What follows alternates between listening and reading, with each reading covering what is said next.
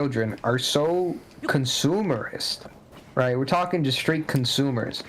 Once they see how cool nicotine is, or oh wow, my favorite rapper does Zins, or look at this guy vaping on the internet. Like they went from like my favorite rapper does Xanax to my favorite rapper does Zins. Well, it depends on who they're watching. Like if they're influencers. And we are live, by the way, like ladies and Outlaw. gentlemen.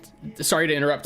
Just before I forget, welcome to the Yolo Braintrust podcast. We are live broadcasting from a decentralized set of locations. Hope you enjoy the show. Idaho. Yeah, we'll go with that one. But you were saying the kids are like. You're saying. Do you sure nicotine as kids? So, if we stopped having kids, if there are no more kids, then if we became in like a children of men situation, it'd be okay. I don't know what the children of men situation is supposed to be insinuating. Yeah, is that a reference to something? That's just a movie and also a book about how like that nobody has any kids anymore, and it's like one more kid. Look, I guess it's a deep cut. All right, thought you'd get that deep cut, at least you, Travis. But look, so we're saying if we have no more kids whatsoever, we'll be good. Well, not necessarily. What I mean is like especially with the advent of social media, we have influencers like Outlaw. Like there's this guy named Outlaw on YouTube. Are you talking about the food review guy? No, I'm talking about the dip review guy. Oh, there's a very kind of niche food review guy who also goes by the name Outlaw. Yeah, and he's very unintentionally funny from everything I've seen of him. Anyways, not to interrupt. Yeah. But this guy's like Southern. He's a young guy, and he's obviously of age to be dipping. And there's videos out there, how to dip in school or how to dip in class. What? Yeah, but he does. That was just some. No, that was just some of his oldest videos. But you could tell. Was he like underage when he did this? I think he might have been underage when he started the channel. But like when he was doing, just to be clear, because we don't want to like defame anyone, he was doing these videos of how to dip in class, but presumably I'm assuming he took them down, but there were other ones out there that were like, or it'd be other kids. It would be other kids. And they'd reference Outlaw in their videos of how to dip in class. So that's what I mean. And because at the end of the day, Outlaw's target demographic, even if he didn't like outrightly admit it, it was younger kids. It was teenagers or preteens. People that are usually not old enough to buy tobacco or nicotine products in the United States. And mind you, this was back in like 2017, 2018. So this was early on in what's been going on in society here. Right. I need a weapon. Will say that when I was younger, maybe around 2013, they first had like those e-cigarettes, and they were the ones that kind of looked like mechanical pencils or something like that. Like I remember those. My mom smokes e-cigarettes. And they're all disposable. And they're really cheap, and they sucked from what I remember. But they're, those would worm their way, into our cans. And I will say that, I think the ones that existed back then sucked so much that I don't think anyone, could like develop a nicotine addiction off of them. But it was only a couple years later when those mods they probably didn't have nicotine in them. Like that's the thing. They probably didn't have nicotine No, they did. I mean, that was the reason they appealed to us. But a few years later, there were like the mods and stuff. You know what the mods are, right? Yeah, the big battery bricks that have a small computer in them that'll let you like decide what voltage you want to use on your electrode or whatever you call it. Which back then, I remember like reading stories like every now and then, and I think maybe even someone, like not that I like knew it like a personal level, but someone kind of adjacent to people I knew, and I think there were I think there were at least a couple news stories about this. Is those things had a tendency, and I'm sure it was like user error, whoever put them together and stuff, because people would kind of put them together on their own. But those things would like blow They up. had a tendency to just blow up. Yeah. Yeah, and like the Galaxy, like the Galaxy Note 6 or whatever it was. Yeah. Which is crazy. Just blew up in your pocket. Yeah. Or when people are hitting them. I'm pretty sure I've seen stories of like people just about people just like hitting them and boom, blows up, and I think you could like lose teeth and stuff like that. It's just totally crazy. But I will say, and this is, if you're watching this, do not do nicotine. Don't vape. Don't smoke cigarettes. It's not good for you. No, smoke cigarettes. That's good for you. No, let's take a firm stance. Just let's take a firm stance as the podcast. We may have our views as individuals, but as the podcast, we are going to. No, dude, don't worry. Don't worry. I'm gonna bring up outdated doctor reviews from the 1960s to prove my point, and then I'll just call you all wrong and crazy for not agreeing with me. Because the doctor from 1960, paid by Marlboro, said it was healthy. Mm-hmm. Oh, I'm just saying somebody said it was healthy. At some point, it was healthy. Well, I don't know if there's enough information to know for sure, but I feel like I've read stuff before that kind of led me to believe that, like, I'm sure they're not healthy on their own. Smoking anything, vaping anything is not healthy for you. But, like, a lot of the issues that we associate with cigarettes, I think may, more than anything else, come out of, like, all the, I don't know what you call it, the chemicals, adulterants, whatever, and, okay, I'm getting a little bit of lag here.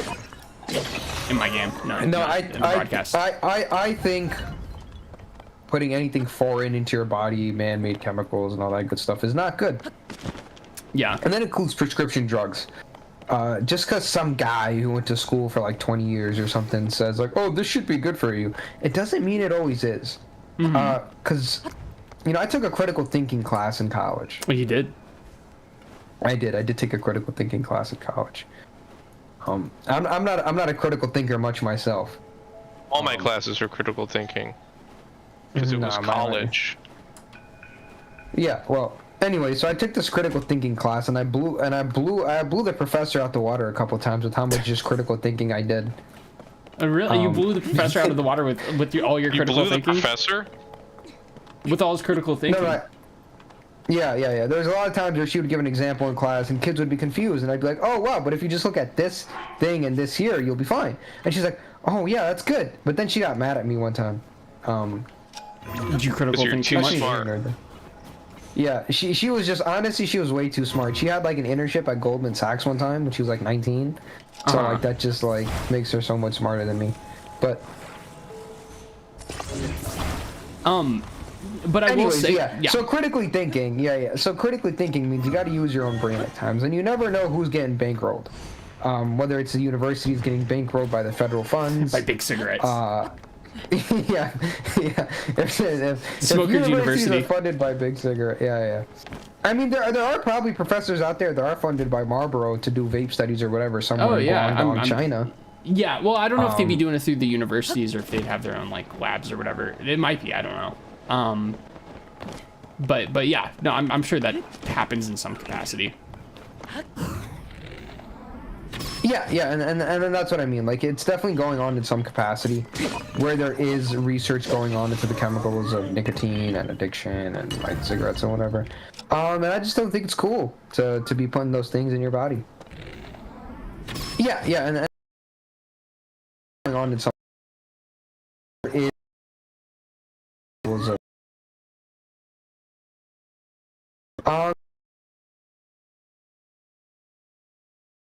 I think. Well, it's because it's stupid, and when you live in a hyper-capitalist society, they'll do anything to get you addicted. I didn't think it's pretty. You don't think it's smart? Whoa, Shell's going low. No.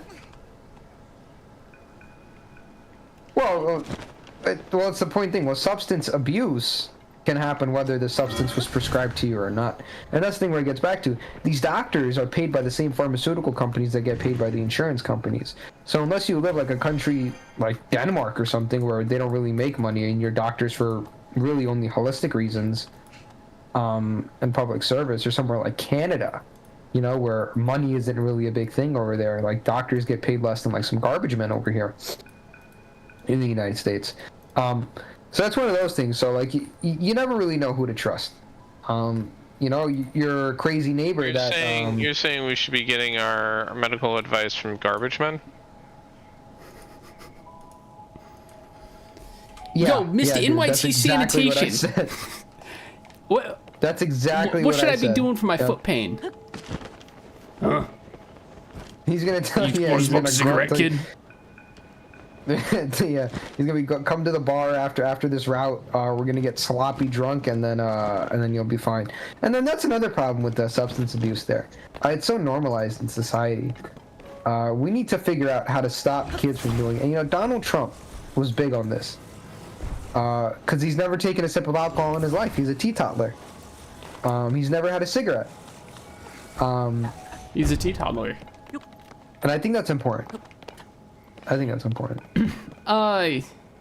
think it's important.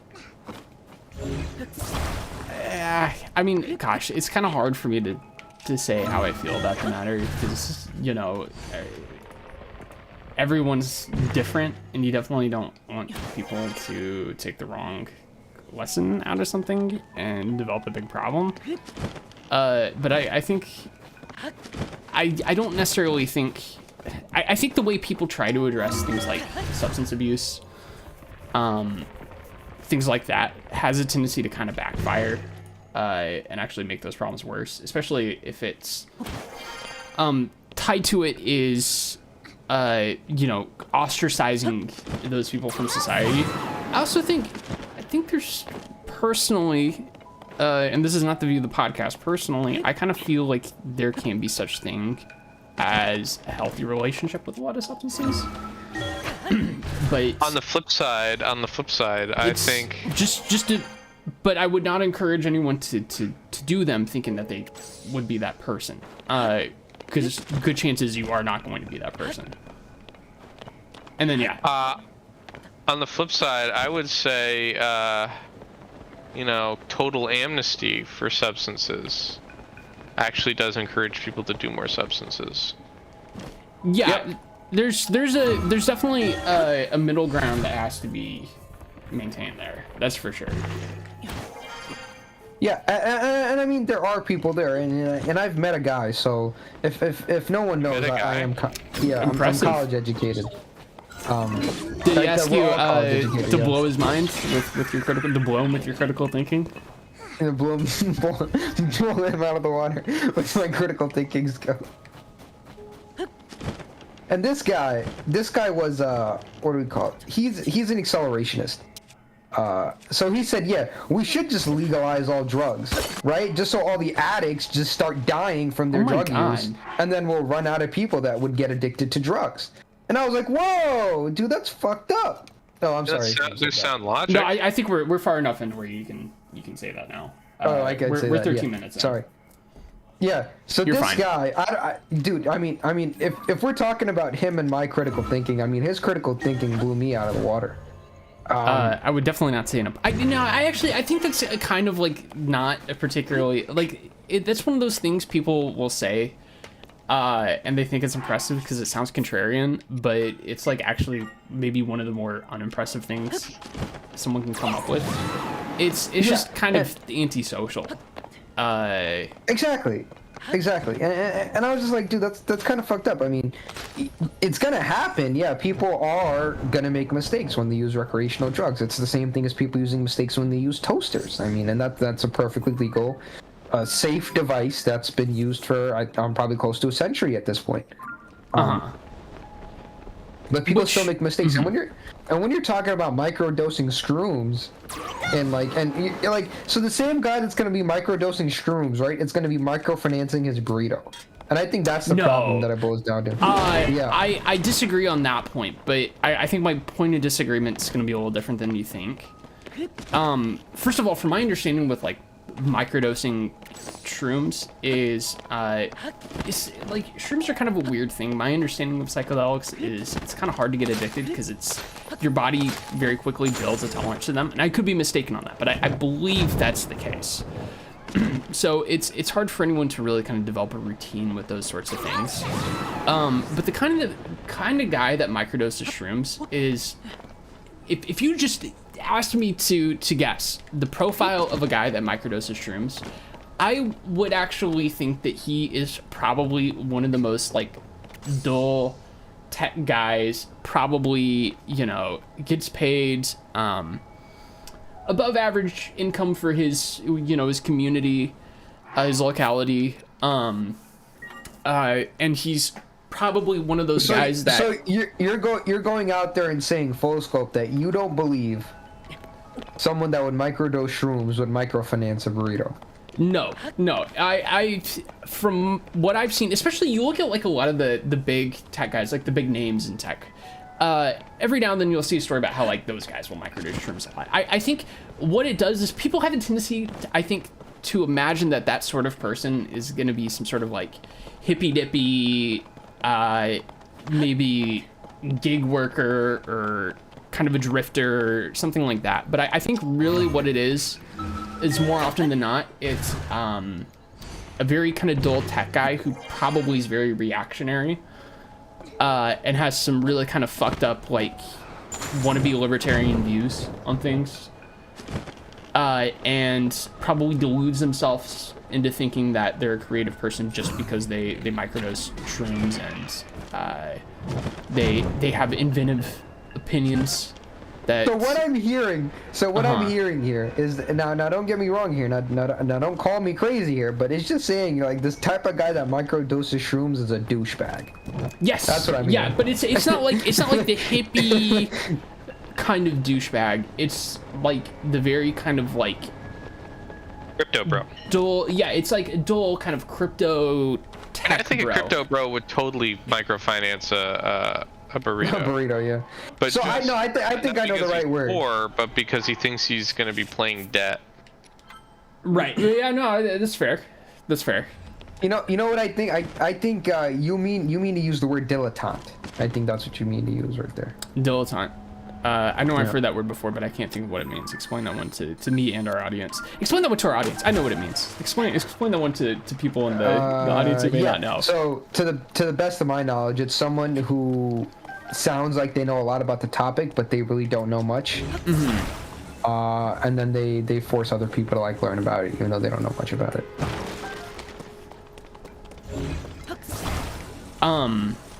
Like garnering interest in the subject, yet they don't know much about it at all, but they pretend that they do. Right. So it's like one of those like kind of right at the peak of Dunning-Kruger effect guys. I don't know what a Dunning-Kruger effect is. Dunning-Kruger effect is this chart, and I don't know, you know, it's how correct or accepted it is nowadays, but the chart, it's like it's pretty knowledge. Simple to explain.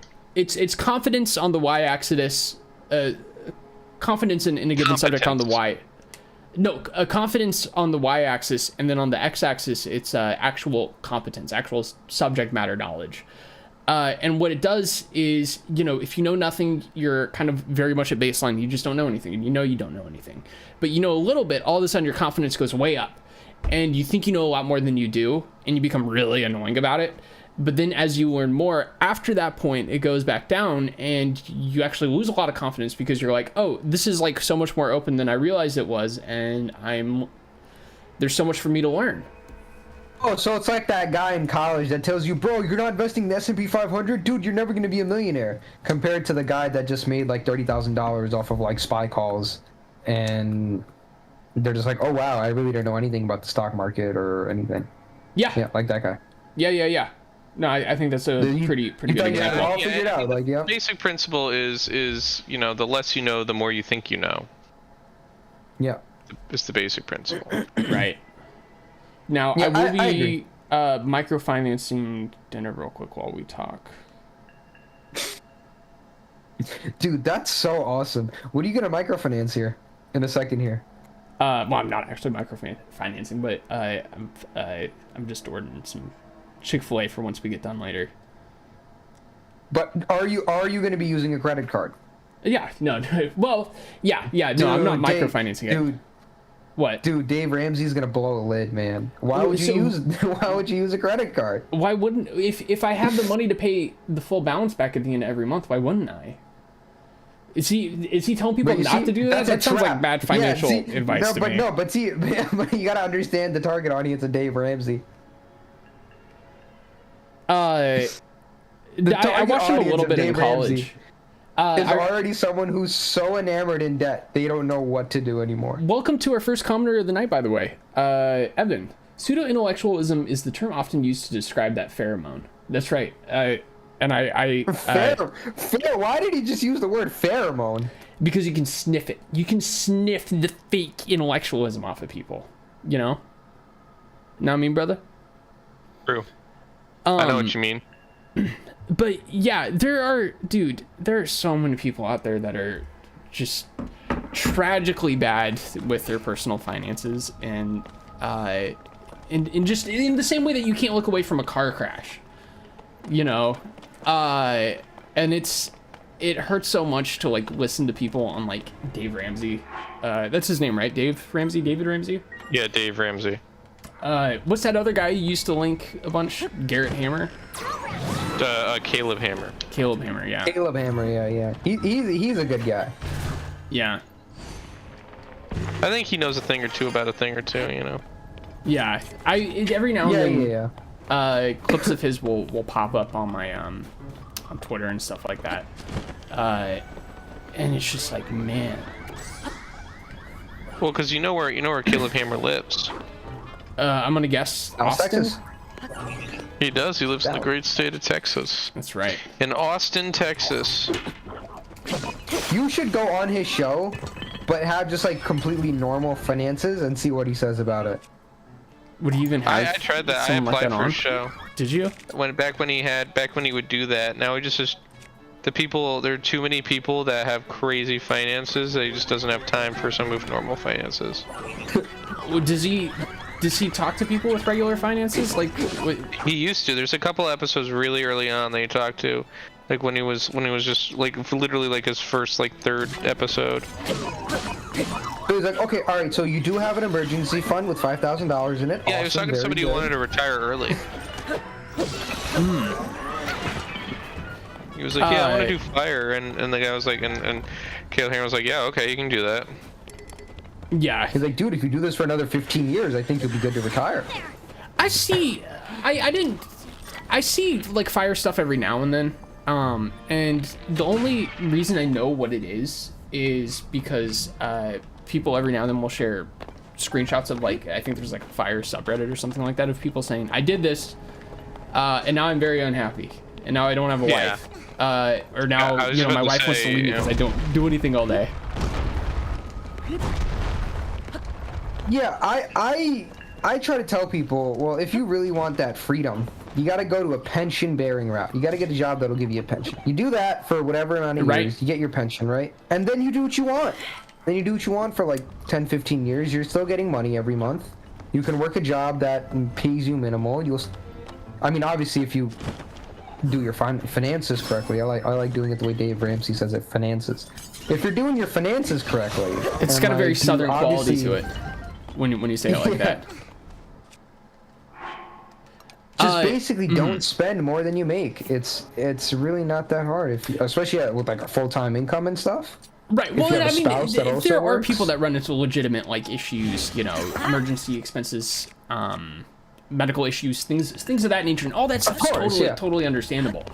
It's sometimes though you see a lot of people who just you just get the sense that no one ever told them how to balance a budget, and it's like this massive cause of woe for them now. It could have been preventable, I guess. I guess this is a very modern, this is a very Elon Twitter moment, but the post I saw was like, poor people just have the most frantic lives. Like their lives are just total chaos all the time. Mm-hmm. Because like they're just constantly like the stories that they have are like absolute insanity. Mm-hmm. Yeah, and I have noticed that some of them will just make poor life decisions as well, and I think that plays a part into how you do your personal finances. Like, obviously, yes, there are some people that obviously did get handed a shitty deck of cards in life, and obviously you can't control that. But then there are some people that are like, all right, normal middle class background, all that good stuff, and then they're just so bad with everything in life. Yeah. And it's like, dude, you knew, like, I mean, your parents obviously definitely taught you how to do this stuff, or they were there and they could have helped and all that good stuff, but I don't know. Just as a quick aside, and then you said something earlier that reminded me of something I actually wanted to talk about a long time ago. I think when we had like the first round of this podcast that the first podcast ever, like 3 years ago. Well, the first era of it for sure, yeah. But I just want to quickly say that this promo video that I put out this time, it just tanked it in the algorithm. Just terrible. No one. It's only 9 seconds. No one liked it. You'd think that if you use a kitschy clickbait title, like, you know, this brave adult gamer gets the courage to share his bad podcast, you think people would, you know, you think that would speak to the people in a really sincere way. It sounds like an AI title, I'm not gonna lie.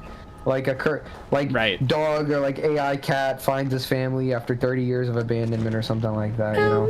Meow. Yeah, literally just that. But the second thing is saving. And I don't know how many people know this, but there was a point in American history. I'm going to see if I can find the exact number, because if we do a clip later, I can just cut what I'm saying right now out of it. How many people, let's see, how many people had a pension? How many Americans had a pension in 1980? Oh, wow. Okay. I actually found a New York Times article about it. There's U.S. Department of Labor, stuff like that. Okay, this is from the NYT archives. So, let's see here. This may actually be worth, So, do you guys mind if I do a quick article read? I think this actually covers... You can do a quick article read. Go for it. Okay, yeah, and I'll share my screen here, with you guys. Because I think this actually does a pretty good job at covering what I wanted to talk about, but I can back it up with stats and stuff, and so it's, you know, I think it's adds a little bit to it. Okay, so I'm gonna get this set up here. And while I'm doing that, come up with a cool little catchphrase for me, Bobby. Catchphrase for the podcast. Catchphrase for the podcast: never stop potting.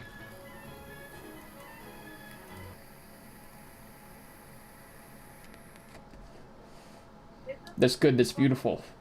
We love stuff like that. Okay, share my screen. And I'm gonna get you guys, so that way you guys can see it too.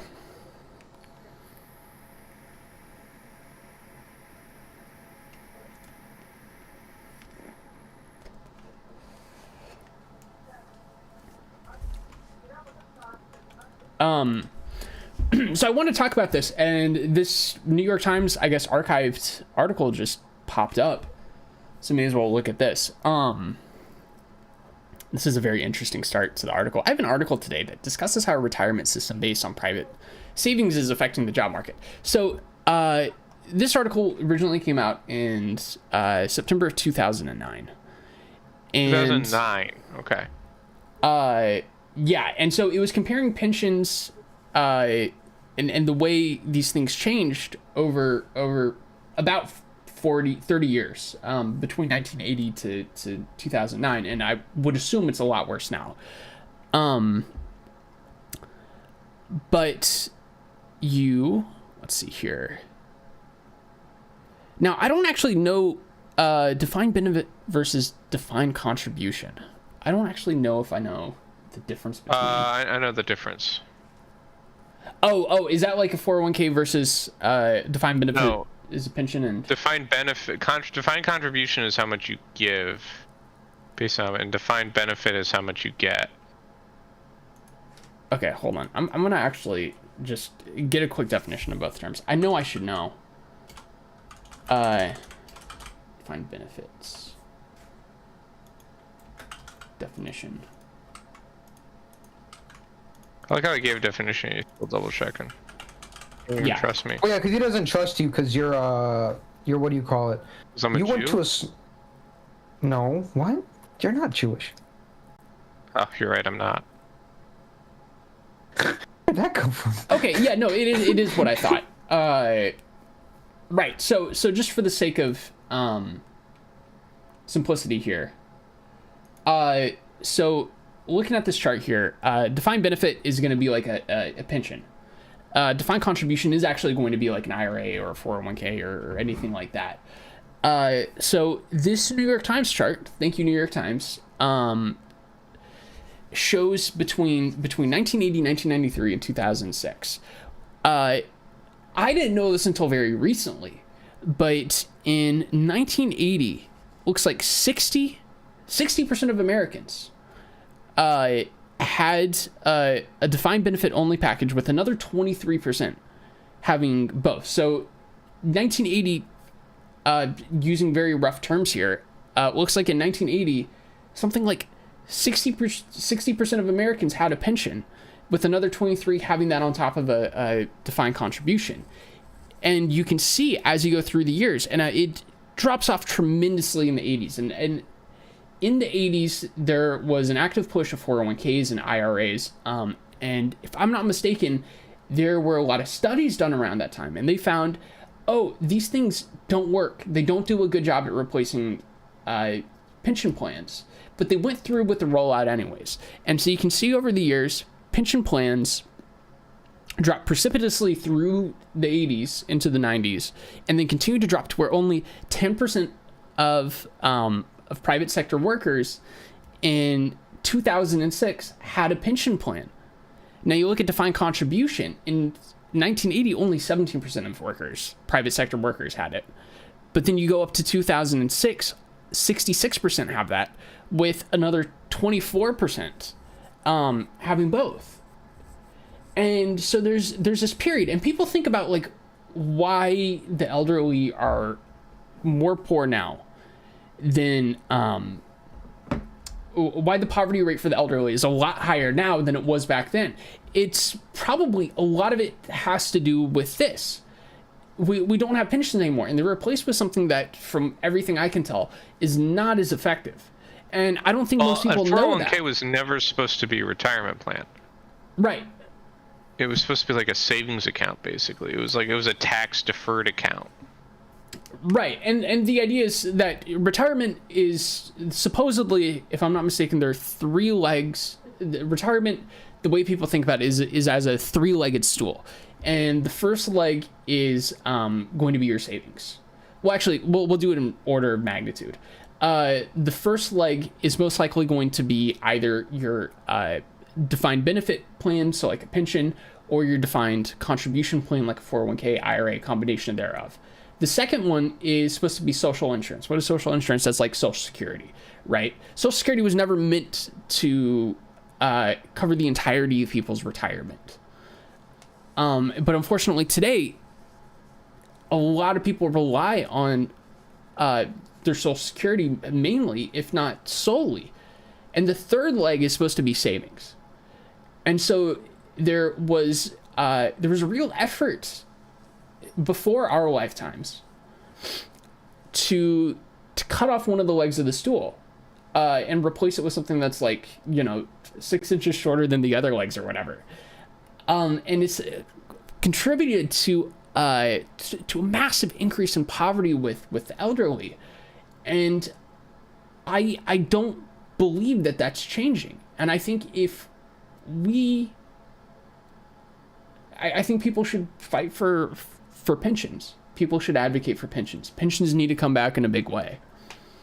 But it's just so fascinating seeing how precipitously and how quickly pension plans went away and were replaced by something. Gosh, I could have done a much better job describing this. Let me summarize, if that's okay. So in 1980, 60% of private sector workers had a pension. Another 23% had a pension plan plus 401k, IRA, something like that. That drops to 10% in 2006. Concurrently, you see the rise of 401ks, IRAs, stuff like that, which is seen as much less effective. And what had happened is people's retirement became a lot tighter. A lot more people ended up in poverty. And consequentially, because we moved to this 401k IRA model, it invested the average person in the stock market, a market to which they have almost no influence over, because I think something like 90% of money in the stock market is controlled by like 10% of people, something like that, maybe even smaller than that.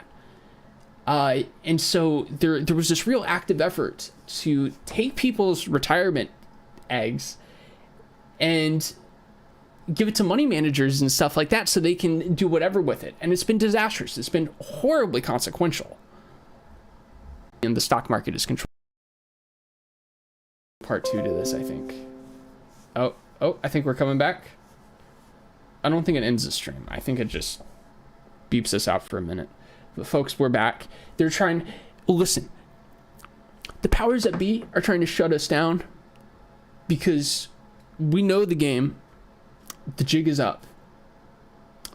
And so if you want to support us, and tell them the truth, subscribe to our channel, like our streams, watch our videos, because we're out here to spread the truth. Nothing but the truth. Ain't that right, Bobby and Shaw? Yeah, that's totally right, Travis. Nothing but the truth. Don't let them... Nothing but the truth. Ain't no thing but a chicken wing, and tell them the truth. Ain't on this no channel. thing but My God. a chicken wing. Anyways, I'm just thinking about about Triple H. You guys know Triple H? like the wrestler. Yeah. Oh, you really mean the wrestler? Yeah. Triple H, the wrestler. Yeah. What His about him? entrance. It's all about the game and how you play it. I afford that to life quite a bit. I know you guys won't understand it, but yeah, I afford that to life quite a I bit. understand it. Would you repeat the line you'll one never more time? understand. It's all about the game and how you play it. And whose line is this? I don't know. It's some rock song playing in Triple H's background when he enters. Who's that? WWE. Triple what? Triple J?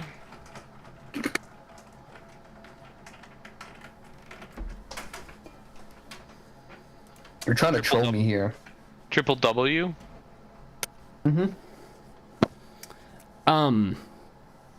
But since this episode seems to have a bit of a finance twinge to it, I wanted to tell you guys. Well, I'll wait because I'm gonna have to step away in just a second to get my food. But I have a big idea that I'm gonna tell you guys in a little bit here, and it is gonna blow your minds. It's a big money idea. Maybe it'll change the world, quite honestly. We need to pay our civil servants more, tax the rich a lot more, make sure our social... I'm gonna tell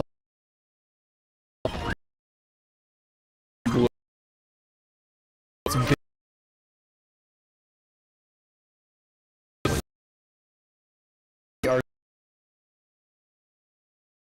a lot more. I went offline again.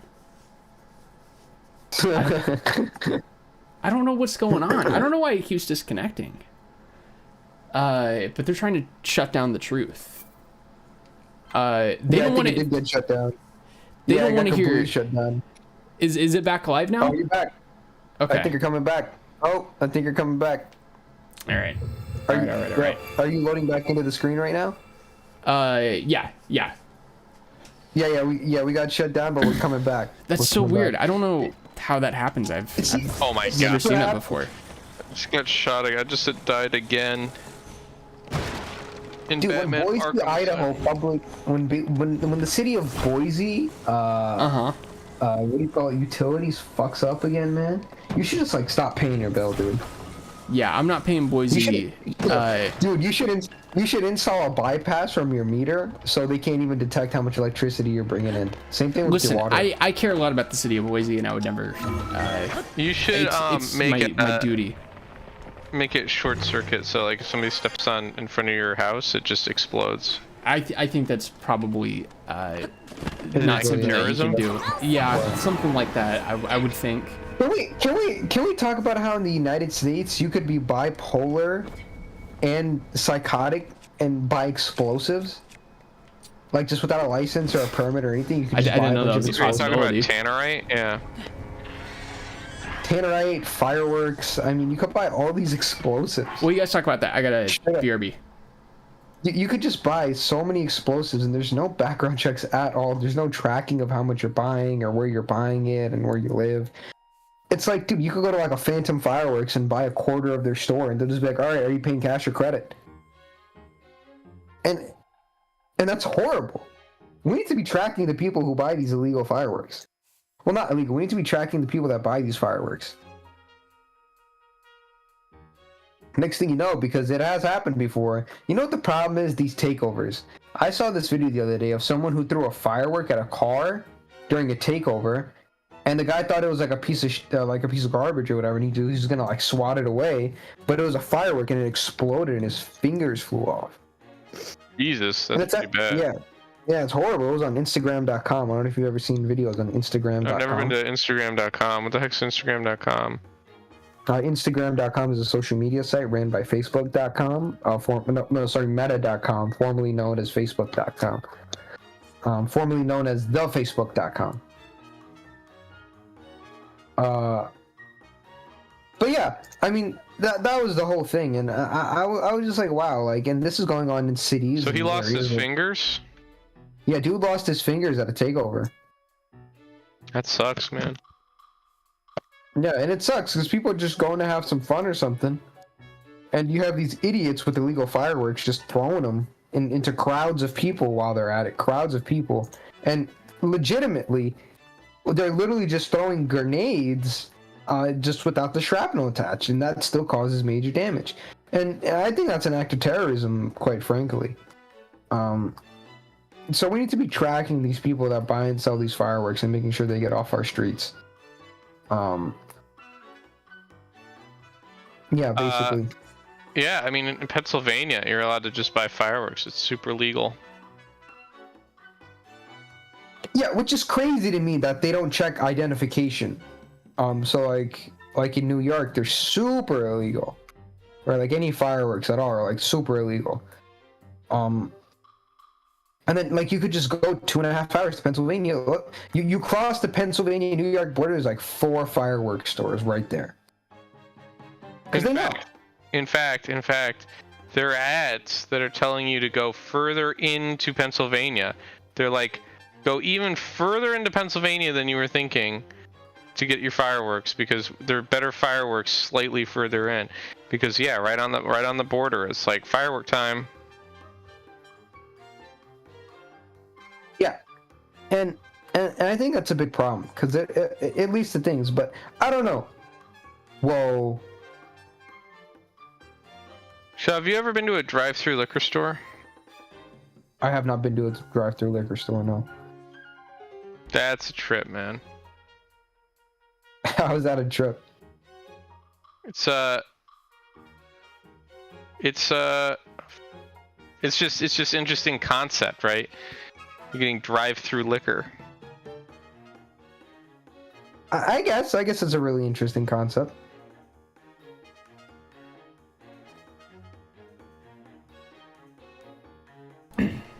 Oh shit. Ladies and gentlemen, I'm back. Ladies and gentlemen, he's back. So, boys, can we talk about speaking of Instagram.com, if you go to Instagram.com and go to @Yolo Braintrust, if you go to the Yolo Braintrust Instagram account, you'll be seeing a lot more of Bobby here, of me. that's right. Basically on one-man the show. Instagram account, and you'll be seeing the trials and tribulations of what it's like to be unemployed. Is that something you want to talk about? Yeah, sure. Can I tell you my adventure today? Yeah, tell us all about it. So day 2 and day 3 center around me going to a sensory deprivation tank. I went to a sensory deprivation tank. Yeah. I saw the Instagram.com post on this. I thought you were doing a bit. I saw a post recently about how someone, I guess, shot themselves in the sensory deprivation tank, and they were trying to get them to pay like $18,000. And I thought maybe you saw that and you're riffing off of it. No, I'm not. That's sick, dude. Why would you even bring that up? Yeah, that scares the crap out of me. Twisted bastard. No, like, joke not intended, like pun not intended, but that scares the heck out of me. I'm a sick, twisted guy. What can I tell ya? But how was it? So was it your first time going to one? It was my first time going to one. So here's the whole story. So there's a sensory deprivation tank, like spot, like a flotation therapy center, and they like are never open. They're open by appointment only. They're on the main street in my neighborhood, like this big busy business street. They're like they're never open. They're appointment only. And I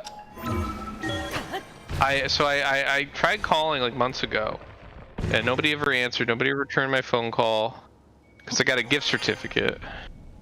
So I wait until there's a big festival in the neighborhood, and they're actually there. They're open. So I go in person, and I'm like, hey, can I schedule this float? The guy's like, yeah, man. And I'm like, okay, I'll schedule it for Tuesday. The guy's like, yeah, no problem, man. So Tuesday rolls around. I show up to the venue, nobody's there. Like the door's locked, nothing.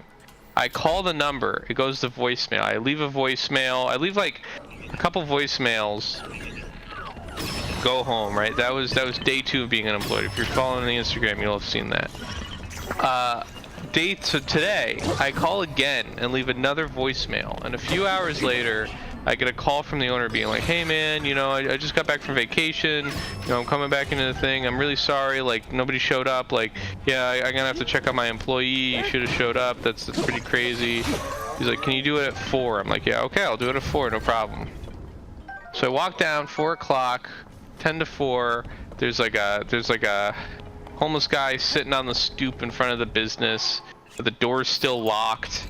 And like 4 o'clock rolls around and this guy kind of like pops out, like, you know, walks down the street and he's like, oh, you're here for the float, like unlocks. It's me and one other person. And the guy's like, oh, together? Was it the homeless guy? No, it wasn't the homeless guy. No, they had 2 rooms. They had 2 rooms, so they have 2 float rooms. He's like, yeah, let me just give me a second to check on the pods, make sure they're set up, and we'll be good. And so he goes in, comes out, he's like, okay, yeah, we're all good. You know, you can get started. He shows us the ropes. He's like, oh, did you sign the waiver? I'm like, no, I didn't sign any waiver. He's like, oh, okay, well, that's not a big deal. And so I guess if anything happens to me, if I like foot falls off or something, I can sue him because I didn't sign the waiver. So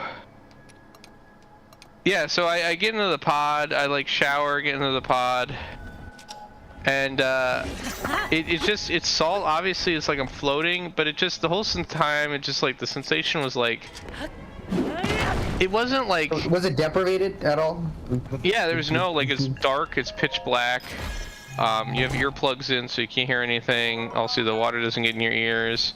And the whole point is like the water's supposed to be like body temperature and like salty enough that like you float, so like it doesn't. You feel like you're in nothingness. But I definitely felt like I was in water. Like I could feel the water. I guess the temperature might not have been perfect, but I definitely felt the water. And the whole time, like I'm you know, it smells like wet basement. And I'm thinking like... You think there was mold? I'm thinking like, oh, it's probably the salt, right? Uh-huh. And then it dawned on me, I'm like, this dude like these pods were obviously sitting for days. Like he didn't fill up the pod. Like he walked into the building from vacation and was like, yeah, they look good. You're good to go. So like I have to check myself, make sure I don't have rashes or anything in a couple of days. I'm sure I'm not sick. How's your breathing? Cause like, Yeah, like, and then it dawned, I'm like, yeah, shit, now I'm in an enclosed area. If there is, like, mold or mildew or something, like, I don't know how long this stuff has been cleaned. Right. Like, how often he cleans this stuff, especially if he was just, like, you know, real, like, yeah, whatever with it. But there's definitely filtration in it, because the water, I can tell, got filtered. Like, there's pipes, and, like, they have to heat up the water, too, right, to keep it to the right temperature. So, like, I think there's some filtration, but, like, the pot itself, I don't know. The whole thing, and honestly, the whole thing felt like a front. It felt like a front for some, you know, illicit business, because it's never open. You call these guys, they never answer your phone call. If you try to book online, there's like 2 days a week you can book online. And if you want a different appointment time, you have to call. It's like, yeah, what? I'm trying to figure out how this is like a profitable enterprise. It's definitely not a price. It's only a profitable enterprise if it's a front. It's got to be a front. Right. Because, like, there's no way. I mean, it's, like, always closed. It's always locked. The guy shows up for, like, an hour of worth of work. It's definitely a front. It's a front, man. So, overall... It could be that, or it could be just someone who wants to run a business that's, like, a low maintenance, and that, I guess it would be low maintenance. Because once you have the tank set up, it's just people walking in, showering, signing a waiver, and going in the pod for X amount of time. Yeah, but you'd have to at least make your money back to make that worthwhile. I mean, how much does it cost for 1 hour in the sensory deprivation pod? $55. Did you say you had a coupon? Dude, that's pretty solid. Well, yeah, if this guy's not open, like, except for 2 days of the week, and even then it's sketchy, and it's $55. Honestly, you still have to pay back the rent.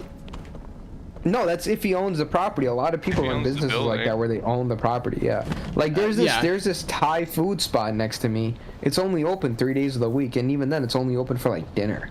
It's not huge. It only has like 10 or 15 tables. So, and it's not always full like to the brim. So it's one of those like, okay, like they obviously own the building. They run the restaurant on the weekends to make some coin, and then the rest of the week they just hang out. Yeah, I mean, the building is mixed use, so there's apartments as part of the building, so if he owns the building, you know, you could be like, oh, yeah, I rent the apartments out, and that's where he makes most of the money, but... Right. But at the same time, a sensory deprivation tank is one of those things that probably is only worthwhile on certain days of the week. Because, like, how many people are going to a sensory deprivation tank at 2 o'clock on a Wednesday? But that's when his appointments are. Is it actually 2 o'clock on a Wednesday is when his appointments are? It's like Tuesday and Friday at like noon. Like, is this guy coming on his lunch break from his job to open up the sensory deprivation? Maybe that might be it. Yeah, this whole thing's super bizarre, but I think it's a front. It just, the guy seemed like he was kind of connected. Like, I wouldn't be surprised if he was connected, and it's a front. But so it's either a front or it's one of those like do some things for a super rich kid that he wants to just show that he isn't completely failing at. Right. Because if he's 40, the dude's 40, right? I mean, you can have old middle-aged people like that. That's definitely a genre trust fund baby that exists. Yeah, I mean, trust fund baby, and like, mom, I can run a successful business. So just a quick aside, and then I have a question to ask about your story. But I just want to say, one of the most disappointing things about Tears of the Kingdom to me is how many shrines there are like this, where you just enter them, and you basically just get a free item, and then you go up and you get the orb. Sometimes there's a puzzle to get to them. The blessing ones? Yeah, it's so disappointing, because a big part of the appeal to me about this game is the shrines and the puzzles. And all the gimmies, I feel like maybe they designed them thinking that people would appreciate that, but I would much rather have a full shrine with the puzzles. The puzzle was getting to it in the first place. But this one's just on the way to one of the main dungeons. Like, there's no, but in a lot of those that is true, but in some of them no, and it's just, why would you do that? But that was just a brief aside, but I think the most important question I have about what you just told us is, how would you rate the experience from 1 to 10? I don't know. The whole experience, 4. Did you get any sort of added benefit from the sensory deprivation, loosened bowels, Euphoria. I mean, there's a couple of minutes there where it really kicked in, but that it wasn't enough. It wasn't like, it was not as much as I was hoping. I definitely does not. And I at mean, the time. Outside of the experience. I mean, look, if it was a fucking not so much of a, fly-by-night operation, Why would anyone get you a gift certificate to a fly-by-night operation? because they didn't know it was that much of a fly-by-night operation, I guess, but Did you look up reviews for the place? It would be interesting the reviews to know. are pretty good. Really? The reviews are pretty good. It's like 4.7 on Google Maps. By the way, yeah, but how many of them are like real reviews? I don't know. Did we just get off stream? Did we get to go off air again? No, we got 0% likes on the promo video. Like, not that Do you no want one me liked to, do you want me to look up the reviews? like just only dislikes on the promo video. Only dislikes. Yeah. Oh, is it actually only dislikes? It is only Holy dislikes. shit, no one likes it. It's so sad. Oh, for the video. How many people disliked it? I'm trying to find it. I don't know if I can access it. Well, just one dislike, but Okay, that's, well, that's the voice of the people. I liked it. I liked it to get it out of the way. We evened it out to a solid 50. But yeah, tell us some of those reviews. Top review. I love this place. Had my second float this morning. It felt so good I lost track of time. This is a very unique experience. 5 stars. Skeptical. It does sound unique. 5 stars. I had a magical and wonderful experience. 5 stars. Can't express my gratitude for this place. 5 stars. First time floating. Matt was great setting me up. Float was interesting. Felt great afterwards. And now, here's a 1 star. Have now called 4 times, leaving messages, and every time over the course of 2 weeks, and still no call back to set up an appointment. So here, if I just go, like, it's a 4.7, mostly 5-star reviews. If I sort by lowest rating. 1, extremely disappointing experience. I scheduled for a couple's float. See that? Okay. 2, like, oh, you know what it was? I remember this because I looked at these reviews like I looked this up like the last time, and it was because before I even went, that's what I did. I looked at the reviews, and this review I remember is from 2 years ago, and they canceled it because of the festival, and I was like, well, yeah, that's pretty acceptable that they canceled it for the festival, and and the response from the owners like, hey, we tried to do, really help you out. But yeah, no, they just, I don't know, maybe if it's just recently, but like even the recent reviews are like pretty good. It's just, I don't know, the whole thing. Maybe they just don't like your vibes. Maybe they just felt something there and they said, maybe I brought the wrong vibes to it. Who knows? I think that may be the case. You may have just brought the wrong vibes. That's it. I had this bit in my head that kind of came to me earlier in some sort of feverish capacity, and I've been thinking a bit about it, and I think it might be a little too racy for the podcast. But are you gonna bring it up like on the podcast while we're live on air? Yeah. Well, I suppose that's what. Yeah, that's awesome, dude. Yeah, that's like really smart. I have a character that's sort of an impression of a real person, but also a character. His name is Eric Adams. And you mean the current mayor of the greatest city in the world, the city of New York? with 2 D's. Eric Adams with 2 D's. I had a setup for this where I'd have that Alicia Keys song, "Welcome to New York," and I was gonna play it when I went through it. But the problem is I have never seen the Addams Family, so I don't know how to do this. But Wednesday, it's one of them, right? Wednesday. Yes, that is one of the Addams Family. Yeah, who names their kid after a day of the week? I name my kid Tuesday. Wednesday, Let me, God damn it, I had it, and I should have written it down or something. I don't Wednesday, think I want to tell you about the greatest city in the world, New York. Every day something spectacular is happening. A new family starts a new business. A new family has a new kid. 2 planes crash into the World Trade Center. You never know what you're gonna get Wednesday. Now, one of you guys is Wednesday, and we'll kind of flesh out this character. That's fucking horrible. Never do this again. That's your Wednesday impression? Do you think that's how she'd respond? She wouldn't be excited I'm about. telling you, don't ever bring up Eric Adams in this podcast again. Ever? Okay. Well. We're all voting for Cuomo, right? You know, I thought about making the title of this. I'm sure you saw the posts on Twitter that are like, if you tweet Zoran Mamdani, you're gonna get 1K likes. I thought about making that the title of this episode, but I don't want to defile Zoran Mamdani's image with our podcast, so I opted against it. You know, Zoran Kwame Mamdani. I don't know if he's the right man for the job. I feel like I do a much better job than him. Oh, yeah, well, I feel like I do a much better job. He's opening the door for you. Why don't you run then? Run.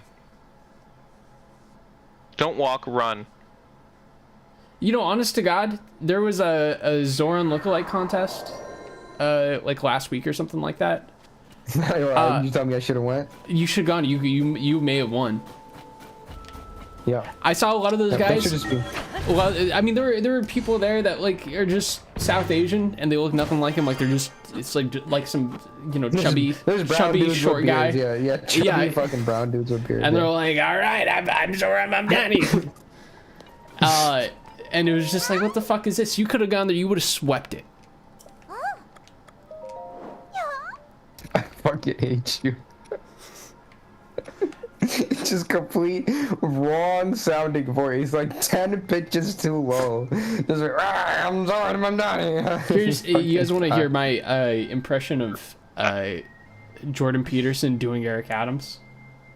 No, not at all. Yes, I would like to hear your Jordan Peterson doing Eric Adams. Oh hell, welcome to New York. Oh bloody hell. The most play that song by Alicia Keys. Would you? Welcome to New York, baby. Wow. Excuse me? Bright lights will deceive you. Your eyes won't believe. How does the song go? No, see, you did it all wrong. You should have started with, can we define how New York is a city? What's the definition? Well, but this is his best attempt at doing Eric Adams. Oh hell! Oh, I bloody love New York. I bloody love New York. It's one of the greatest cities. It's the greatest city in the world. You know, oh hell, they told me New York is like the Istanbul of New York State. Just like Toronto, and Montreal are like the New York of Canada. All right. Yeah, let's scrub it. Our view count went up by 20. This podcast. No, it didn't. No, it did not. Yeah, I think at this point, this episode to me is just carry on at the side of the road that I can just pick apart for clips, and I don't think there's a coherent singular product. No coherent, yeah. In this episode. You know, like how you know what? I should watch that podcast. I have some free time on my hands. I will soon be unemployed as well, due to budget and all that. A word? Yeah. Oh, yeah. Oh, wait, I knew that. Right? I knew that. Yeah. Yeah. I think I was just looking for an excuse to say that. Yeah. Long story short, yeah. I'm not gonna have any. I'm gonna have a lot of free time coming up due to budget. So anyways, I look at Joe Rogan podcast sometimes, and I'm like, this guy goes on for 3.5 hours with some random individual that I've never heard of. And I'm like 100% sure that these people have nothing in common.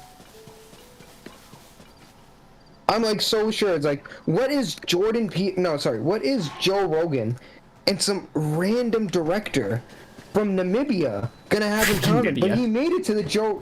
Yeah, it's like in Namibia or Tunisia or some random Tunisia. nation. Algeria. I don't know. Yeah, it's something like that. It's like it's like this random person Joe Rogan has on his podcast. Let's look up JRE. Let's look up youtube.com JRE. No, but I mean, Beth I was a big, Shapiro. Who is Beth Shapiro? Yeah, no, when I first I get the Spotify notifications still because I used to be a listener of Joe Rogan. And when I saw that, I thought it was a misspelling of Ben Shapiro at first. But that used to be the appeal of Joe Rogan is, you know, I was a college student in the late 2010s, and me and a lot of my college-age male friends were into Joe Rogan. The appeal was that he was able to interview all these people with different backgrounds, different things to say. Oftentimes, you know, there's no real through line from one episode to the next besides the fact that there's this very strong, you know, short little guy asking a bunch of questions. But and it was very interesting. I mean, there were a lot of people that I feel like I learned a lot in some of those earlier years. But the problem was around 2020, he moved to Austin and he got some really weird views on COVID. And he just like totally descended just into being like just a regular like right-wing commentator. But he had a bit of a reputation, you know, from doing these good interviews in the 2010s. And I think he was just kind of coasting off that reputation for a couple of years. We're talking about Joe Rogan? Yeah, and I don't know, you know, who listens to him now or what, but there was a period maybe around 2021, 2022 where I was still giving him a chance. I thought, you know, overall it was still a good show, it's still a good podcast, but then so much of it collapsed into like even the academics and stuff they would have on like had to like talk about some culture war stuff, or they had to tell you the real truth about the COVID vaccine or whatever, and it just totally devolved. And at this point, it's, you know, it's just a facsimile of what it was. And so I don't know what the appeal is now. I don't know who watches it now. But it used to be interesting for the reason that you pointed out there. I think the turning point, I think it's a big turning point in Joe Rogan. Drogan,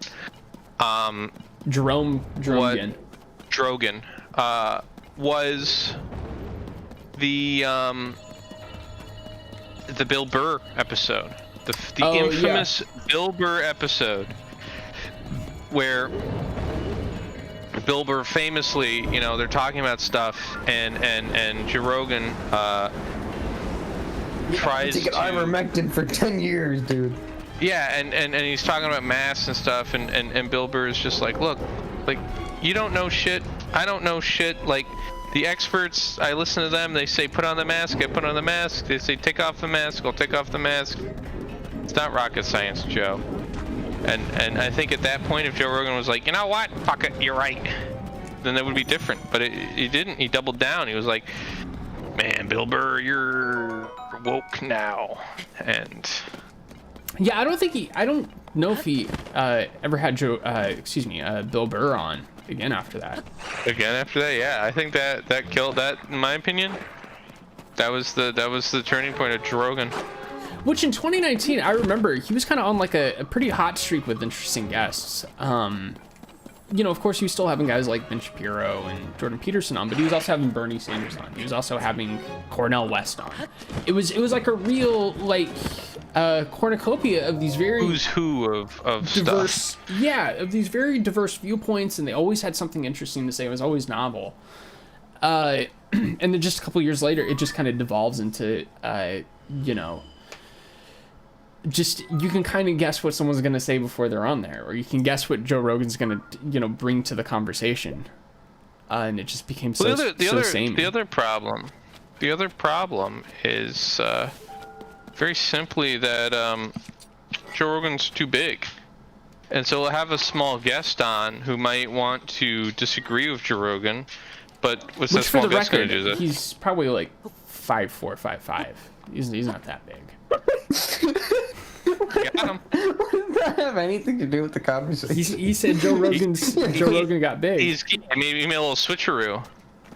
He hit me with. I think he meant big in terms of audience. I think Joe Rogan has a much larger target audience. Yeah, I don't think he meant anything about his height. I think it was just maybe to clarify for anyone who might be watching this, you know, at some point down the line. I got confused by that statement. You know, just to be clear, Joe Rogan's actually, maybe I did 5'5". not mean big. I did mean big in terms of popularity, but I did not mean big in terms of height. But he is big in terms of he's a beefy guy. He's a stocky guy. Joe Rogan is big in terms of muscle mass. And so, like, if you're small, anyway, the point is, if you're a small guy, steroids. Oh yeah, I think he's pretty open about that. I think. If you're a small guy, oh good God, you know, and you go on Joe Rogan, you don't want to piss off Joe Rogan, because not only can he snap you like a twig if you're a small guy, but you know, if you're small in terms of influence, like, you'll never get. Do not turn the power on. It's been a while. Oh my God, that guy just teleported in. Yeah, we'll probably be back on in a second here. Yeah, no, we're back on now. But I guess it's time to kind of give the wave. It's probably a good time to wrap up here. Yeah. Good. Oh, actually, the point is Joe Rogan. You know what the thing is though? Joe Rogan did a good job with his finances. I'll put it that way. For sure. Yeah, Joe Rogan did a lot of good stuff with his finances. Southern Joe Rogan. If I may, I do want to do one last topic, and it'll be kind of a quick topic, but we've, you know, had a bit of a finance tilt to this episode. And it reminded me of something that I've kind of had in the back pocket for a while, and I've never really gotten around to on this podcast. Are you guys willing to indulge me? Yeah, just go for it, dude. I don't know why you gotta go with this long triad of asking. So it's a business idea. Not currently taking investors. It's something that is being fleshed out. But I've got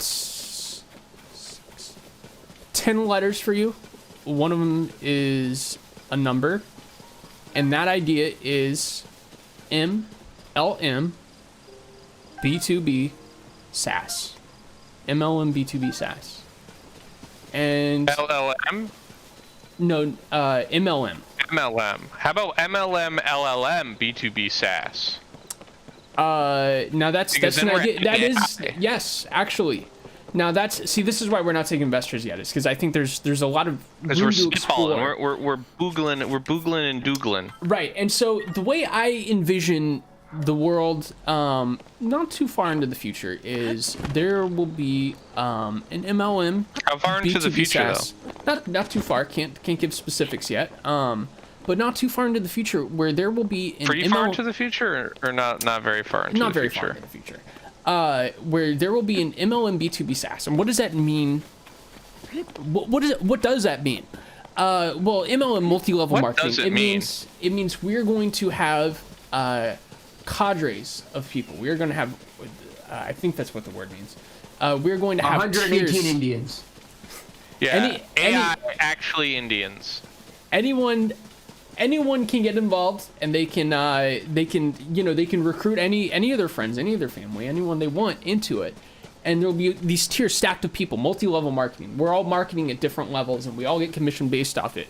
B2B, what does that stand for? Business to business. SaaS, what is that? Software as a service.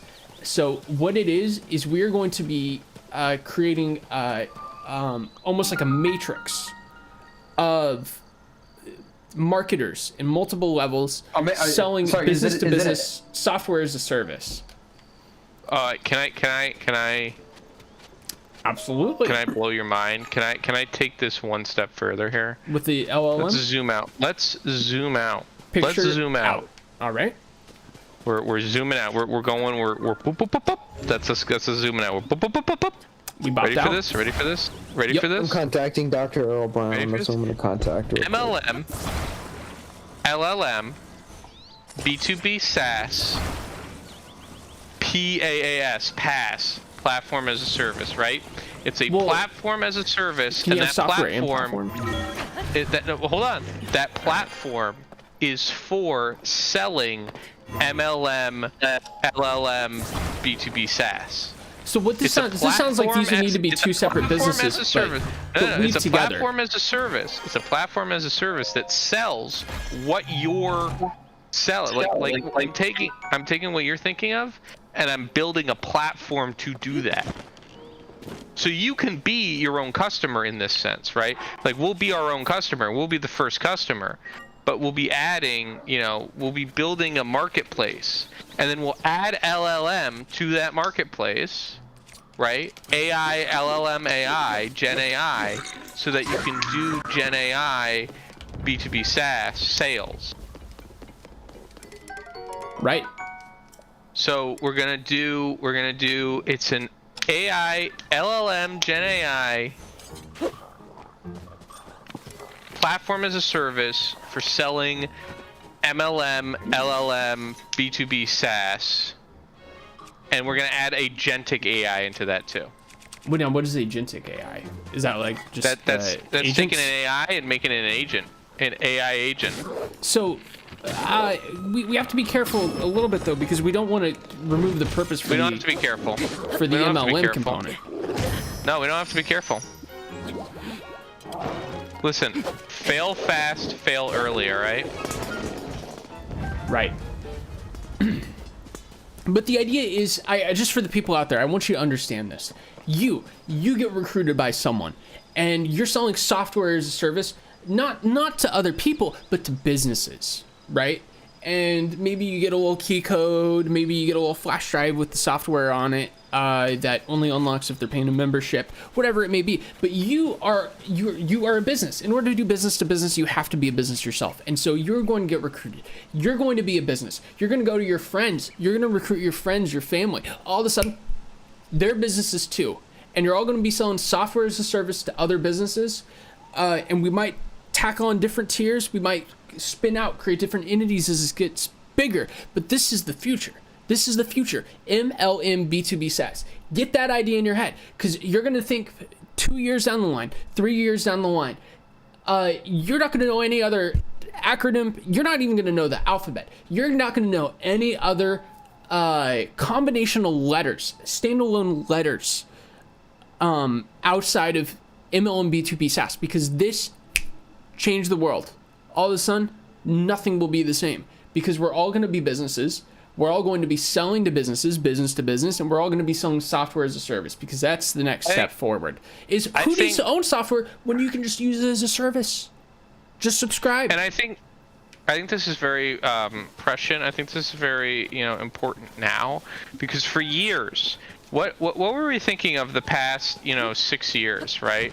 The past 6 years in the corporate world, at least my understanding of the past 6 years in the corporate world, is you got to be your own brand, right? You got to be your own brand. And be your own business. What are we? We're our own businesses. We are our own businesses. Think about that. Preach, brother. Think about that. I want you to think about that, listener. Think about that when you go to bed at night. Think about, am I my own brand? Am I my own business? And if I am my own brand and my own business, how do I use LLM to do it? I think we kind of lobbed a knowledge grenade. Knowledge nuke, dude. Truth nuke, as some would say. Truth nuke, and it's also a value nuke, because this is going to be something that's very high in value to a lot of people. As this idea kind of takes shape. In this evolving world that we live in. And so just to kind of try not to overly boggle the brains of whoever's listening, I think this is a good place to stop for the night. But I think you can call me Peggy Hill, because I love boggle, all right? You can call me the game? You can call me Bobby. All right, Bobby, any last words? No, I have no last words. Just think about it. Think about everything we've said. Shah, anything from you? No, I'm good. All right, folks. Thank you for tuning in tonight to the Yolo Braintrust podcast. If you're watching this 2 or 3 years down the line, once we get bigger and you're exploring our catalog, thank you so much for the dedication. Are trying to find us saying really dumb things so you can like try and like cancel us. Yeah, whatever it may be. If you're looking for anything, definitely check out my Eric Adams impression, where it's not actually Eric Adams. It's not a real person. It's Eric Adams with 2 Ds. It's a new character, kind of that came about as kind of a thought experiment of taking Eric Adams and then the Adams family. That aside, take care, everyone. Have a great night. Love you all. You gotta play Skyrim, man. That's a good game. And if you're listening to this 3 years down the line, maybe try playing Skyrim for the